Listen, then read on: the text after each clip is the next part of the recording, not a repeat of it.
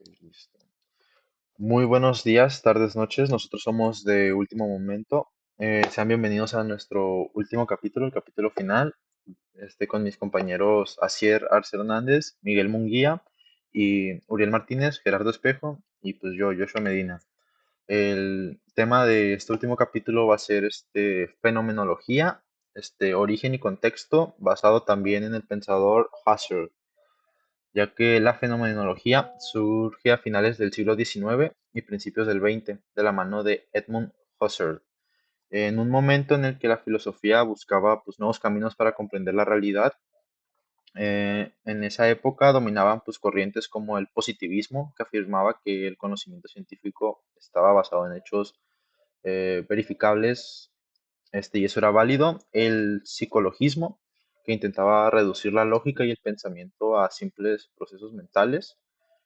Pero Husserl consideraba que estas posturas limitaban demasiado la comprensión humana porque dejaban fuera elementos esenciales como la experiencia, como la percepción, la intención y el sentido pues, que le damos nosotros a las cosas. Ante este panorama, Husserl propuso un proyecto filosófico que pues, fue bastante innovador para la época, que era estudiar la conciencia tal como vive y experimenta el mundo. Su idea era crear una filosofía que verdaderamente rigurosa, más precisa incluso que la ciencia, pero enfocada en lo esencial, no en lo empírico. La fenomenología nace entonces como un método para examinar las vivencias sin prejuicios, sin teorías previas y sin suposiciones externas, regresando a lo que él llamó las cosas mismas. Básicamente, a cómo aparecen los fenómenos a nuestra conciencia. Con esta propuesta, Husserl dio inicio a una de las corrientes filosóficas más influyentes del siglo XX, que más tarde inspiraría a pensadores como Heidegger, Sartre, Merleau-Ponty y muchos otros más. Muchas gracias, compañero Munguía. Munguía, perdón, Joshua. Ahí discúlpame.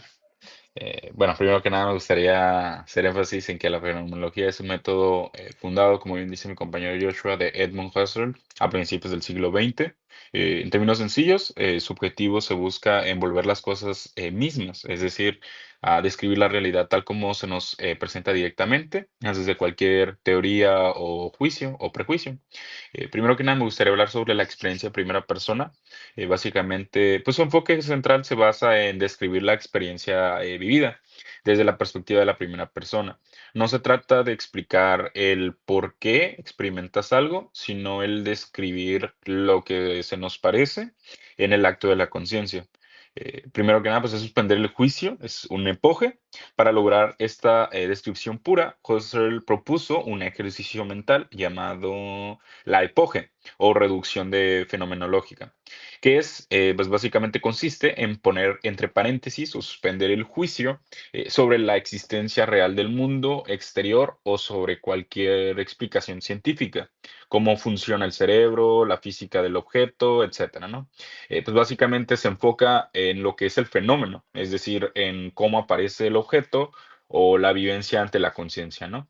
Un gran ejemplo, pues no importa si la manzana que tenga en la mano existe realmente o cómo sus moléculas interactúan.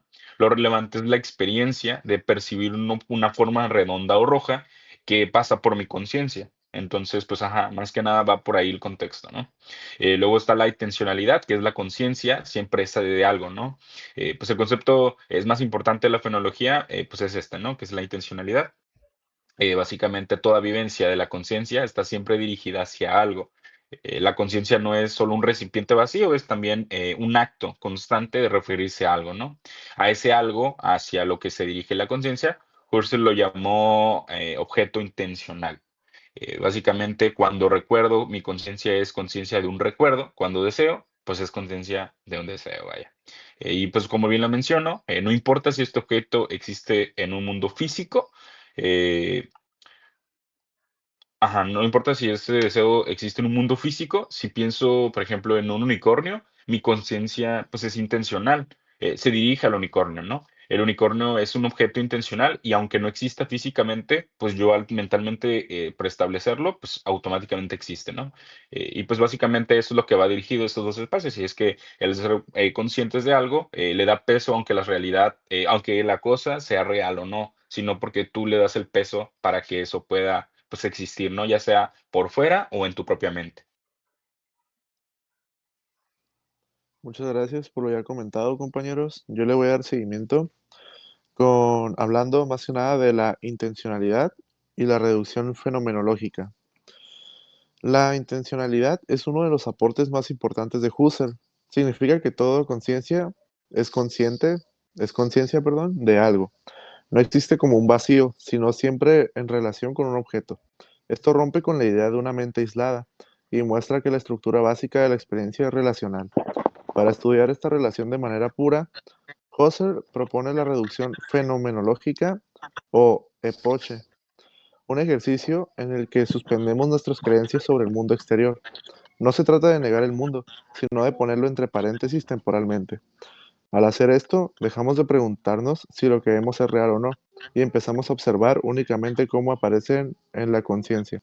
Esta suspensión nos permite acceder al llamado residuo fenomenológico, la conciencia trascendental que no es psicológica ni biográfica, sino la estructura fundamental donde se constituyen todas las experiencias. La reducción fenomenológica es, por lo tanto, el método que hace posible la fenomenología. Sí, yo voy a hablar sobre el eidos y el sujeto trascendental. En fenomenología, el término eidos se refiere a la esencia de una cosa, aquello que la define más allá de sus características particulares. Para descubrir el eidos, Husserl propone la reducción eidética, que consiste en imaginar variaciones posibles de un fenómeno hasta identificar qué rasgos pueden cambiar y cuáles permanecen. Por ejemplo, una mesa puede ser de diferentes tamaños, colores o materiales, pero sigue siendo una mesa porque mantiene una estructura esencial. Esa estructura es el eidos. Pero Husserl va más allá al introducir el concepto del sujeto trascendental, que es la conciencia profunda que organiza y da sentido a todas nuestras experiencias. No se trata solo del yo cotidiano o psicológico con emociones y biografía personal, sino del nivel más fundamental de la conciencia que hace posible toda percepción, todo juicio y todo conocimiento. Para Husserl, esta conciencia trascendental es el centro donde se constituye el mando o el mundo tal como lo vivimos. No crea cosas desde cero, sino que las ordena, las interpreta y les da una estructura que permite que tengan sentido para nosotros. Esta dimensión trascendental es la base de toda comprensión y es la clave, perdón, para entender cómo construimos nuestra relación con la realidad. Ah, a todo esto que acabas de decir, compañero, me gustaría preguntar, eh, ¿por qué Husserl creó la fenomenología? ¿Cómo, perdón? ¿Por qué Husserl creó la fenomenología? Ah, porque quería una filosofía rigurosa que estudiara las experiencias tal como aparecen en la conciencia, sin reducirlas pues a datos psicológicos o científicos. Yo Creo tengo que una mi pregunta compañero... ah, Ujú, adelante. para mi compañero Asier. ¿Qué significa la intencionalidad en la fenomenología? Claro, pues básicamente, discúlpame, significa que toda experiencia está dirigida hacia un objeto, exista o no en realidad físico.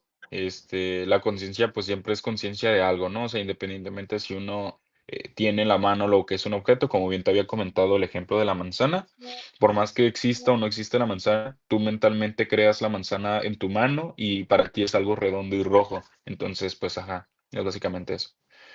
Igual solo me gustaría hacer énfasis, creo que mi compañero iba a hacer un comentario, mi compañero Gerardo.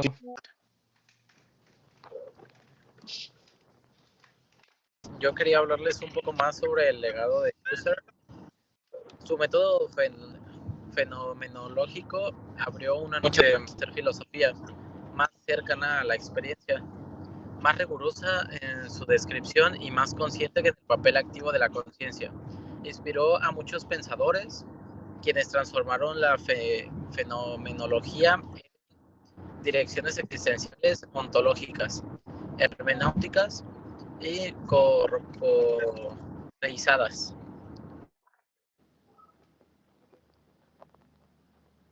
Psicología, la sociología,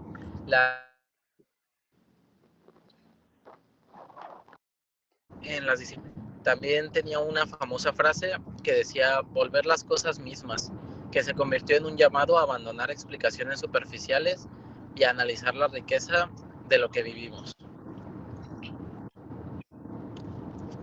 Muchas Bueno, gracias, compañero. terminando el Discúlpame que te comentario de mi interrumpa. compañero, pero yo creo que quiero hacerle una pregunta hacia mi compañero Munguía, y es ¿para qué sirve la epoché o reducción fenomenológica?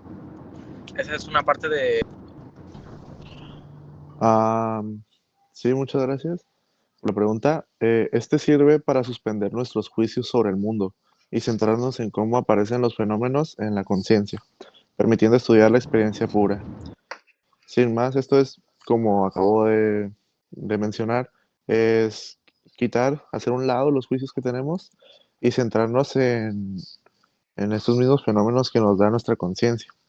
Esto nos permite, pues, estudiar la, en base a experiencia pura, sin estos mismos prejuicios, que es lo más importante.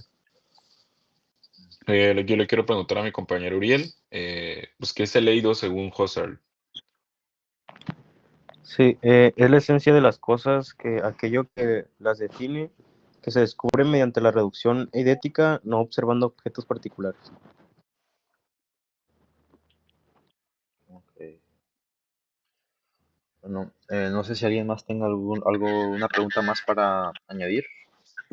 A mí me gustaría preguntarle algo más a mi compañero Gerardo. Fue el legado principal de Husserl? Ok, lo que pasa es de que dejó un método filosófico que transformó la forma de entender la conciencia y la experiencia, influyendo profundamente en la filosofía del siglo XX. Ok. Del Bueno, siglo XX, me imagino, ¿no?